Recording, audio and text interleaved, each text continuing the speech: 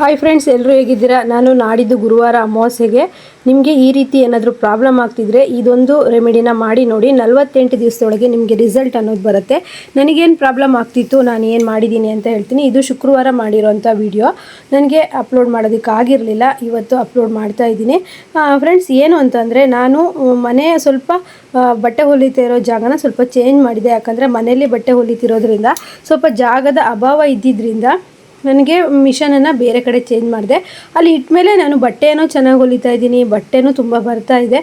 ಆದರೆ ಅದರಿಂದ ಬರೋವಂಥ ದುಡ್ಡು ಬರೋದಕ್ಕಿಂತ ಮುಂಚೆನೇ ಖರ್ಚಿಗೆ ರೆಡಿ ಇರುತ್ತೆ. ಬಂದಾದಮೇಲೆ ಖರ್ಚಾಗ್ಬಿಡುತ್ತೆ. ₹1 ಸಮೇತ ಆ ಜಾಗದಲ್ಲಿ ಆ ಕ್ಯಾಶ್ ಬಾಕ್ಸಲ್ಲಿ ಇರೋದೇ ಇಲ್ಲ. ನನಗೆ ತುಂಬ ದಿವಸದಿಂದ ತುಂಬಾ ಟೆನ್ಷನ್ ಆಗ್ತಿತ್ತು. ಯಾಕಪ್ಪ ಹಿಂಗಾಗ್ತಾಯಿದೆ, ಈ ದುಡ್ಡು ಬಂತು ಇನ್ನೇನಕ್ಕೋ ಒಂದು ಖರ್ಚಾಯಿತು, ಇನ್ನು ಇದು ಬಂತು ಇನ್ನೇನಕ್ಕೋ ಖರ್ಚಾಯಿತು ಅಂತ ತುಂಬಾ ಅನ್ನಿಸ್ತಾ ಇತ್ತು. ಅದಕ್ಕೆ ನಾನಿವತ್ತು ಒಂದು ರೆಮಿಡಿನ ಮಾಡಿದ್ದೀನಿ. ಅಂದರೆ ನೋಡಿ, ಫಸ್ಟ್ ಸ್ಟಾರ್ಟಿಂಗ್ ನಾವು ಮನೆ ಒಳಗೆ ಎಂಟ್ರೆನ್ಸ್ ಹಾಕ್ತಿರುವಾಗಲೇ ನಾನು ಎಂಬ್ರಾಯ್ಡ್ರಿ ಮಿಷನ್ ಮತ್ತು ಐರನ್ ಮಾಡೋದಕ್ಕೆ 1 ಟೇಬಲ್ಲು ಮತ್ತು ರೆಡಿ ಆಗಿರೋ ಬಟ್ಟೆ ಇಡೋದಕ್ಕೆ 1 ಟೇಬಲನ್ನು ಇಟ್ಟಿದ್ದೀನಿ. ಕಸ್ಟಮರ್ ಬಂದರೆ ನಾನು ಇಲ್ಲೇ ಆದಷ್ಟು ಇಸ್ಕೊಳ್ತೀನಿ. ಏನಾದರೂ ಬಟ್ಟೆ ಸ್ಟಿಚ್ ಮಾಡಬೇಕು ಅಂದರೆ ಅಷ್ಟೇ ಒಳಗಡೆ ಸೋಫಾ ಮೇಲೆ ಬಂದು ಕೂತ್ಕೊಳ್ತಾರೆ. ಏನು ಕೊಟ್ಟು ಹಾಗೆ ಹೋಗೋರಾದರೆ ಇದೇ ರೂಮಲ್ಲೇ ನನಗೆ ಕೊಟ್ಟು ಹೋಗ್ತಾರೆ. ನೋಡಿ, ಓವರ್ಲಾಕ್ ಮಿಷನ್ ಈ ಕಡೆ ಇಟ್ಟಿದ್ದೀನಿ. ಇಷ್ಟು ಈ ರೂಮಲ್ಲಿ ಜೋಡಿಸ್ಕೊಂಡಿನಿ. ಎದುರುಗಡೆ ರೂಮು ಸ್ವಲ್ಪ ಚಿಕ್ಕದಾಗಿರೋದ್ರಿಂದ ಇಷ್ಟೇ ಇಡೋದಕ್ಕೆ ಬರುತ್ತೆ. ನೋಡಿ, ಈಗ ಎಂಟ್ರೆನ್ಸ್ ಆಗ್ತಿದ್ದಂಗೆ ಸ್ವಲ್ಪ ಸ್ಪೇಸ್ ಬೇಕಿತ್ತು, ಯಾಕಂದರೆ ಓಡಾಡೋಕ್ಕೆ ಆ ರೀತಿ ಸ್ಪೇಸ್ ಬೇಕಲ್ವ. ಅದರಿಂದ ನೀವು ನೋಡ್ತಾ ಇರ್ಬೋದು, ಎದುರ ಬದ್ರ ನಾನು ಯಾಸ್ಮಿನ್ ಇಟ್ಕೊಂಡಿದ್ದೀವಿ. ನಾನು ಈ ರೀತಿ ರ್ಯಾಕ್ ಇಟ್ಕೊಂಡು ಸ್ಟಿಚ್ಚು ಮಾಡಬೇಕಾಗಿರೋ ಬಟ್ಟೆ ಅಷ್ಟೇ ಇಲ್ಲಿ ಇಟ್ಕೊಂಡಿದ್ದೀನಿ. ಯಾಕಂದರೆ ಕಟ್ಟಿಂಗ್ ಮಾಡೋದಕ್ಕೆ ಮತ್ತು ಯಾರು ಬಟ್ಟೆ ಕೊಡಬೇಕು ಅದೆಲ್ಲ ಗೊತ್ತಾಗುತ್ತಲ್ವ. ಹಾಗಾಗಿ ನನಗೆ ತುಂಬ ದಿವಸದಿಂದ ನಾನು ಕ್ಯಾಶ್ ಬಾಕ್ಸ್ ಇಟ್ಟಿದ್ದೀನಿ. ನೀವು ನೋಡ್ತಾ ಇರ್ಬೋದು, ಇಲ್ಲಿ ದುಡ್ಡು ಹಾಕಿ ಕೇವಲ ಒಂದು ಅರ್ಧ ಗಂಟೆ ಒಳಗೆ 1 ಅವರ್ ಒಳಗೇ ಖರ್ಚಾಗ್ಬಿಡ್ತಿತ್ತು. ಬಟ್ಟೆನೂ ಚೆನ್ನಾಗಿ ಬರ್ತಾಯಿದೆ. ಬಟ್ಟೆ ಹೊಲಿದಿರೋ ದುಡ್ಡು ಬಂದಿದ್ದು ತಕ್ಷಣ ಕಮಿಟ್ಮೆಂಟಿಗೆ ಹೋಗ್ಬಿಡುತ್ತೆ. ನನಗೆ ತುಂಬಾ ಬೇಜಾರಾಗ್ತಿತ್ತು. ಯಾಕಪ್ಪ ಹಿಂಗಾಗ್ತಿದೆ ಅಂತ ನಾನು ಒಂದು 2 ತಿಂಗಳು ಆಯಿತು ಇಲ್ಲಿ ಮಿಷನ್ ಇಟ್ಟು ಯೋಚನೆ ಮಾಡ್ತಾಯಿದ್ದೆ. ಈ ರೀತಿ ಆದರೆ ನಾನು ಸೇವಿಂಗ್ಸ್ ಮಾಡೋದು ಯಾವಾಗ, ಸೇವಿಂಗ್ಸ್ ಸ್ವಲ್ಪನಾದರೂ ಮಾಡಬೇಕಲ್ವಾ ಅಂಥೇಳಿ. ಹೀಗೆ ಬಟ್ಟೆ ಹೊಲಿದಿರೋ ದುಡ್ಡು ಹೀಗೆ ಬಂದು ಹೀಗೆ ಖರ್ಚಾಗ್ತಾಯಿದ್ರೆ ಉಳಿಸೋದು ಯಾವಾಗ, ಉಳಿಯೋದೇ ಇಲ್ಲ. ಏನಾದರೂ ನಾನು ಒಂದೊಂದ್ಸಲಿ ಕ್ಯಾಶ್ ಬಾಕ್ಸಲ್ಲಿ ಯಾವತ್ತೂ ಸಹಿತ ಪೂರ್ತಿಯಾಗಿ ₹1 ಇಲ್ದಂಗೂ ಖಾಲಿಯಾಗಿದ್ದಿಲ್ಲ. ಆದರೆ ಇಲ್ಲಿ ಟೈಲರಿಂಗ್ ಮಿಷನ್ ಇಟ್ಟ ಮೇಲೆ ಸ್ವಲ್ಪ ಆ ರೀತಿ ಆಗ್ತಾಯಿದೆ.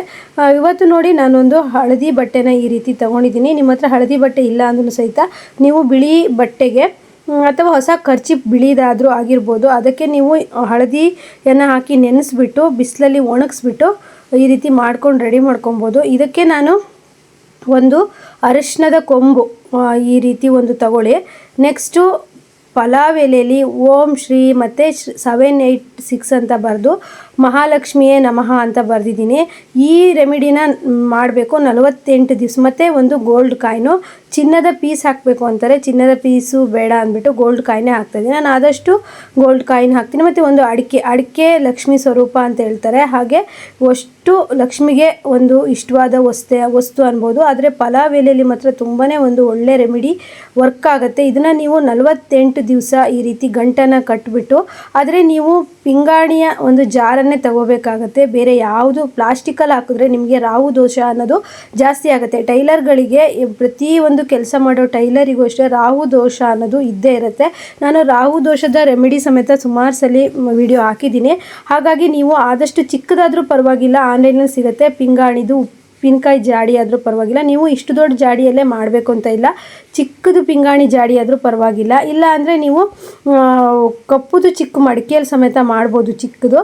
ನಾನು ಪಿಂಗಾಣಿ ಇದೆ ತೊಗೊಂಡಿದ್ದೀನಿ. ನಾನು ಆದಷ್ಟು ಈ ರೀತಿ ರೆಮಿಡಿ ಎಲ್ಲ ಮಾಡೋದು, ಉಪ್ಪು ಹಾಕೋದು, ಪಿಂಗಾಣಿ ಅಥವಾ ಗಾಜಿನ ಡಬ್ಬಿ ಆಗ್ಬೋದು. ರಾಹು ದೋಷ ಇರೋರು ಪ್ಲಾಸ್ಟಿಕಲ್ಲಿ ಹಾಕಿದಾಗ ಇನ್ನೂ ರಾಹು ದೋಷ ಅನ್ನೋದು ಜಾಸ್ತಿ ಆಗುತ್ತೆ.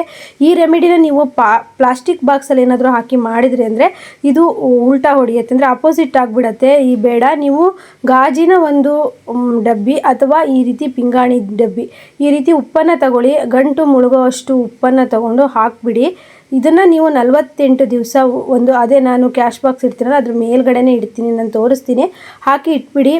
ಇದನ್ನು ಈ ರೀತಿ ಮಾಡುವಾಗ ಮನಸ್ಸಲ್ಲಿ ನಿಮ್ಮ ಮನೆ ದೇವರು, ಲಕ್ಷ್ಮಿ ಎಲ್ಲ ನಿಮಗೆ ಇಷ್ಟವಾದ ದೇವರುಗಳನ್ನೆಲ್ಲ ನೆನಪು ಮಾಡಿಕೊಂಡು ಈ ರೀತಿ ಹಾಕಿ. ಆದಷ್ಟು ನೀವು ಶುಕ್ರವಾರ ಮಾಡಿ, ಇಲ್ಲ ಅಂದರೆ ನಾಡಿದ್ದು ಅಮಾವಾಸ್ಯೆ ದಿವಸ ಬೆಳಗ್ಗೆ 7 ರಿಂದ 8 ಒಂದು ಶುಕ್ರ ದಿವಸ ಟೈಮ್ ಇರುತ್ತೆ, ಆ ಟೈಮಲ್ಲಿ ಮಾಡಿ. ಇಲ್ಲ ಅಂತಂದರೆ ಬೆಳಗ್ಗೆ ಬ್ರಾಹ್ಮಿ ಮುಹೂರ್ತದಲ್ಲಿ ಮಾಡಿ, ಇಲ್ಲ ಅಂದರೆ ಸಂಜೆ ಮಾಡ್ಬೋದು. ಉಪ್ಪನ್ನು ಮಾತ್ರ ನೀವು ಸಂಜೆ ಯಾವುದೇ ಕಾರಣಕ್ಕೂ ತರಬೇಡಿ. ಬೆಳಗ್ಗೆ ಶುಕ್ರವಾರ ಬೆಳಗ್ಗೆ ನೀವು ಕೆಲಸ ಮಾಡಿರೋ ಟೈಲರಿಂಗ್ ಬಟ್ಟೆ ಹೊಲ್ದಿರೋ ಕೆಲಸ ದುಡ್ಡಿಂದನೇ ತಂದುಬಿಟ್ಟು ಕಲ್ಲುಪ್ಪನ್ನೇ ಆಗಬೇಕು, ಪುಡಿ ಉಪ್ಪು ಆಗಬಾರ್ದು. ಇಷ್ಟಿದ್ರೂ ಪರವಾಗಿಲ್ಲ, ಯಾಕಂದರೆ ನಾವು ಮುಚ್ತೀವಿ.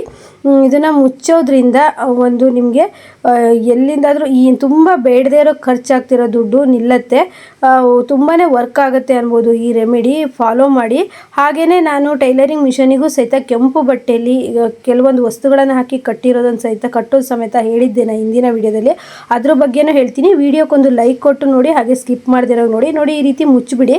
ಗಾಜಿನ ಒಂದು ಬಾಟ್ಲಿ ತೊಗೊಂಡಿದ್ದೀರಿ ಅಂದರೆ ಮುಚ್ಚಳ ಹಾಕ್ಬಿಟ್ಟು ಅದನ್ನು 48 ದಿವಸ ನೀವು ಹಾಗೆ ಇಡಿ. ಅಂದರೆ ಅದು ನಿಜವಾಗ್ಲೂ ಆ ರೆಮಿಡಿ ವರ್ಕ್ ಆಗುತ್ತೆ. ನಾನು ಮೊನ್ನೆ ಒಂದು ವಿಡಿಯೋ ಹಾಕಿದ್ದೆ, ಯಾರು ನಿಮಗೆ ಬಟ್ಟೆ ಹೊಲ್ಸ್ಕೊಂಡು ದುಡ್ಡು ಕೊಡೋಲ್ಲ ಅವರಿಗೆ ನೀವು ಈ ರೀತಿ ಚೀಟಿಯಲ್ಲಿ ಬರೆದ್ಬಿಟ್ಟು ಉಪ್ಪನ್ನು ಹಾಕಿಡಬೇಕು, ದೇವ್ರ ರೂಮಲ್ಲಿ ಇಡಬೇಕು ಅಂತ. ನಾವು ಮತ್ತು ಪ್ರತಿಯೊಂದು ಮನೆಯ ಮೂಲೆ ಬರುತ್ತಲ್ವ, ಅಲ್ಲಿ ಒಂದು ಉಪ್ಪಿನ ಜಾಡಿಯಲ್ಲಿ, ಅಂದರೆ ಒಂದು ಗ್ಲಾಸ್ ಬೌಲ್ ಆಗಿರ್ಬೋದು, ಕಲ್ಲುಪ್ಪನ್ನು ಹಾಕಿರೋದ್ರಿಂದ ನೆಗೆಟಿವ್ ಅನ್ನೋದು ಅದು ಅಬ್ಸರ್ವ್ ಮಾಡುತ್ತೆ. ಮತ್ತು ಬಚ್ಚಲ ಮನೆಯಲ್ಲೂ ಆದಷ್ಟು ನೀವು ಹಾಕಿಡಿ, ಒಂದು ಪಾಸಿಟಿವ್ ಎನರ್ಜಿ ಅನ್ನೋದು ಬಿಡುಗಡೆ ಆಗುತ್ತೆ, ಒಂದು ನೆಗೆಟಿವ್ ಹೋಗುತ್ತೆ. ಉಪ್ಪು ತುಂಬಾ ನಮ್ಮ ಮನೆಯಲ್ಲಿರೋ ಒಂದು ನೆಗೆಟಿವನ್ನು ತೆಗೆದುಹಾಕೋದು ರೀತಿ ಕೆಲಸ ಮಾಡುತ್ತೆ. ಹಾಗೆ ನಾನು ಸಾಧ್ಯ ಆದರೆ ಬಿಳಿ ಸಾಸಿವೆಯಿಂದ ನಿಮಗೆ ಕೆಲವೊಂದು ವ್ಯಾಪಾರ ಸ್ಥಳದಲ್ಲಾಗಿರ್ಬೋದು, ಮನೆಯಲ್ಲಾಗಿರ್ಬೋದು ಒಳ್ಳೆ ರೆಮಿಡಿ ಇದೆ. ನಾನು ಅಮಾವಾಸ್ಯೆಗೆ ಶೇರ್ ಮಾಡ್ತೀನಿ. ಇವತ್ತು ನಾನು ಈ ತೋರಿಸಿರೋ ರೆಮಿಡಿನ ನೀವು ನಾಡ್ದು ಗುರುವಾರ ಒಳ್ಳೆ ದಿವಸ ಇರುತ್ತೆ, ಈ ರೆಮಿಡಿನ ಮಾಡ್ಬೋದು. ಆದರೆ ನೀವು ಶುಕ್ರವಾರನೇ ಉಪ್ಪು ತಂದು ಇಟ್ಕೊಂಡು ಮಾಡಿ. ತುಂಬ ಜನ ಇದನ್ನು ನೀವು ಉಪಯೋಗಿಸೋಂತಹ ಮನೆಯಲ್ಲಿ ಹೇಗಂದರೆ ಅಡುಗೆಗೆ ಉಪಯೋಗಿಸೋ ಅಂಥದ್ರಲ್ಲೂ ಸಹಿತ ಕಾಯಿನ್ ಹಾಕಿಬಿಟ್ಟು ಮಾಡ್ತಾರೆ, ಅದು ಮಾಡ್ಬೋದು. ಉಪ್ಪಲ್ಲಿ ನಿಜವಾಗೂ ಒಂದು ಲಕ್ಷ್ಮಿ ಒಂದು ಸ್ವರೂಪನೇ ಅಂತ ಹೇಳ್ಬೋದು. ಹೇಗಂದರೆ ಉಪ್ಪನ್ನು ನಾವು ಒಂದು ಚೂರು ಬಿಸಿ ನೀರಿಗೆ ಹಾಕಿ ಸ್ನಾನ ಮಾಡೋದ್ರಿಂದನೂ ನಮಗೆ ಒಂದು ದೃಷ್ಟಿ ದೋಷ ಎಲ್ಲ ಹೋಗುತ್ತೆ. ನೋಡಿ ಈ ರೀತಿ ಒಂದು ಯಾರಿಗೂ ಕಾಣದೇ ಇರೋ ಥರ ಇಟ್ಕೊಳ್ಳಿ. ಯಾಕಂದರೆ ಬಂದವರೆಲ್ಲ ಬಟ್ಟೆ ಹೊಲ್ಸೋಕೆ ಬಂದವರೆಲ್ಲ ಏನದು ಯಾಕೆ ಇಟ್ಟಿದೆಯಾ ಉಪ್ಪಿನ ಜಾಡಿ ಅಂತೆಲ್ಲ ಸುಮ್ಮನೆ ಕೇಳ್ತಾ ಇರೋದು ಬೇಡ. ನೋಡ್ತಾ ಇರ್ಬೋದು ಇಲ್ಲಿ ನನ್ನ ಮಿಷನ್ ಹತ್ರ ಕೆಂಪು ಬಟ್ಟೆಯಲ್ಲಿ ನಾನು ಪಲಾವ್ ಎಲೆ, ಏಲಕ್ಕಿ, ಕರ್ಪೂರ, ಒಂದು ಗೋಲ್ಡ್ ಕಾಯಿನು, ಹಾಗೆ ಸುವಾಸನೆ ಬರುವಂಥದ್ದು ಒಂದು ಪಾಸಿಟಿವ್ ಎನರ್ಜಿ ಬೀರೋವಂಥ ವಸ್ತುಗಳನ್ನು ಹಾಕ್ಬಿಟ್ಟು ಕಟ್ಟಿದ್ದೀನಿ. ಇದನ್ನು ಚೇಂಜ್ ಮಾಡಬೇಕಾ ಪ್ರತಿ ಅಮಾವಾಸ್ಯೆಗೆ ಅಂತ ಕೇಳ್ತಾಯಿದ್ರು. ಹಾಗೇನು ಬೇಡ, ನೀವು ಪೀರಿಯಡ್ ಆದಾಗ ಅಲ್ಲಿ ಆ ಗಂಟನ್ನು ಮುಟ್ಟಿಲ್ಲ ಅಂದರೆ ಪರವಾಗಿಲ್ಲ, ಚೇಂಜ್ ಮಾಡೋದು ಬೇಡ. ನೀವು ಯಾವುದಾದ್ರೂ ಹಬ್ಬಗಳಲ್ಲಿ ಮನೆಯೆಲ್ಲ ಕ್ಲೀನ್ ಮಾಡಿ, ಹಬ್ಬಗಳಲ್ಲಿ ಈಗ ದಸರಾ ಹಬ್ಬದಲ್ಲಿ ನೀವು ಚೇಂಜ್ ಮಾಡಿದ್ರೆ ಸಾಕು. ಆ ಗಂಟನ್ನು ನೀವು ಹಾಗೆಯೇ ನೀವು ಲೋಬಾನದ ಹೊಗೆ ಆಗಿರ್ಬೋದು, ಊದ್ಬತ್ತಿ ಹೊಗೆ ಆಗಿರ್ಬೋದು, ಯಾವುದೇ ಆದರೂ ನೀವು ಅದಕ್ಕೆ ಸ್ವಲ್ಪ ಹಿಡಿದ್ರೆ ಅದು ಅದರ ಒಂದು ಕೆಲಸನ ಮಾಡೋಕ್ಕೆ ಶುರು ಮಾಡುತ್ತೆ.